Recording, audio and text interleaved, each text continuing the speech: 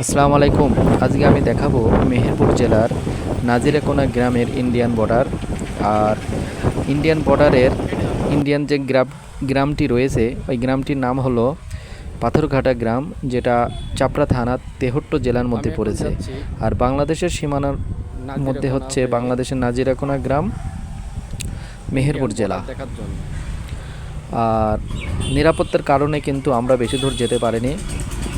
তো চলুন আমরা ইন্ডিয়ান বর্ডারটি দেখে আসি। ওই যে দেখা যাচ্ছে আর আরেকটি কথা, এই তেহট্ট থানাতেই কিন্তু আমার ওই যে দেখেন রাস্তাতে দাদার বাড়ি।